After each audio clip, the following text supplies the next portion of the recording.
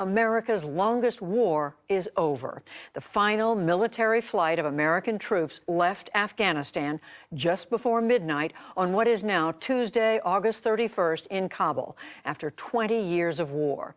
As of today, the U.S. has airlifted more than 120,000 American civilians and Afghan allies out of Kabul, almost all of them in the last 2+ weeks. But thousands of Afghans who want to leave are left behind for now.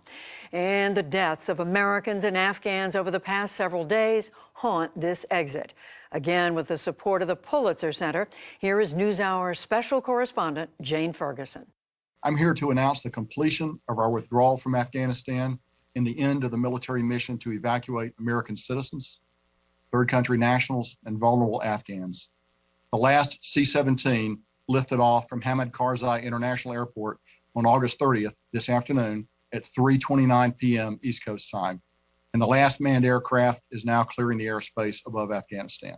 The announcement came from the top American general in the region, General Frank McKenzie, the commander of U.S. Central Command.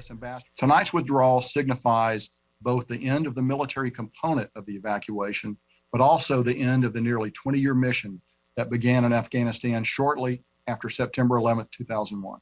The general also noted that both he and his son had served in the country, a generational American war effort now ended. There's a lot of heartbreak associated with this departure.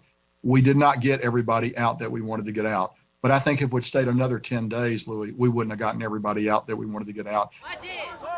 It was a bloody end as the Americans finished their flight from Afghanistan for both the U.S. and Afghans.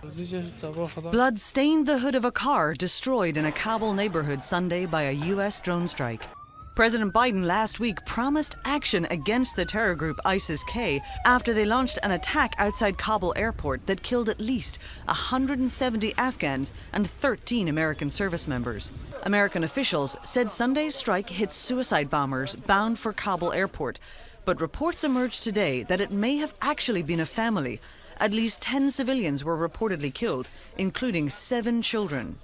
In Washington today, Pentagon Press Secretary John Kirby said the Defense Department is investigating.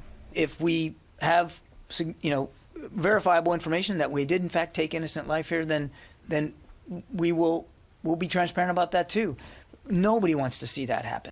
In Kabul this morning, thick plumes of black smoke rose from a burning car, the apparent site from which a rocket attack was launched at the airport. No casualties were reported.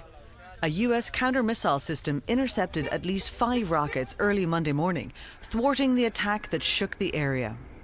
I was inside the house with my children and other family members. Suddenly, there were blasts. We jumped into the house compound and lay on the ground. The Islamic State in Afghanistan, so-called ISIS-K, claimed responsibility for the attack. The U.S. and 97 other countries have agreed to take those fleeing the Taliban after the August 31st deadline. The group insists it has been granted assurances by the Taliban that those people will be able to leave. At Dover Airfield Base in Delaware on Sunday, the remains of 13 U.S. troops killed in Afghanistan last week were returned home. President Biden and the First Lady watched the flag-draped coffins during a dignified transfer ritual and met with the families of those killed. They died Thursday in that bombing at the airport. The oldest was 31 years old. The rest of those killed were in their early 20s, and many were just 20 years old, dead in the last days of a war that started when they were babies. For the PBS NewsHour, I'm Jane Ferguson in Washington. For our service members, those who helped evacuations, and those who will welcome our new Afghan neighbors. He will address the nation tomorrow. We'll return to Jane's reporting on the push to evacuate Afghanistan later in the program.